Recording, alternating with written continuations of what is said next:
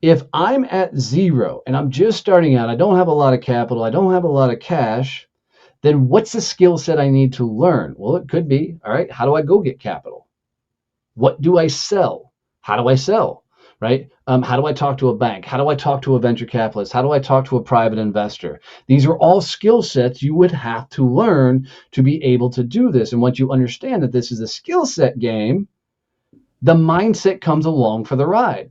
But what people don't do is they're like, fuck, I'm out of school. I'm not going to do anything anymore. So they're not investing in learning these skills.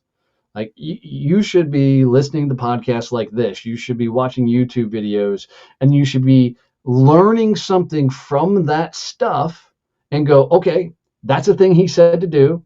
He said, go learn to talk about money. Go learn to talk about investors. Cool. Next thing I need to do is, okay, how do I find investors? That becomes a skill set. You learn to find investors.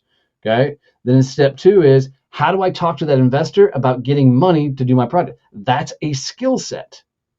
And as long as you break it down as it's learning skills, these skills will stack and they stay with you forever. Mm-hmm.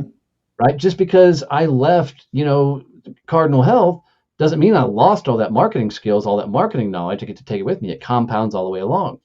So if people will flip this script and know that it's a mental upgrade to learn these skills, the mindset comes along for the ride.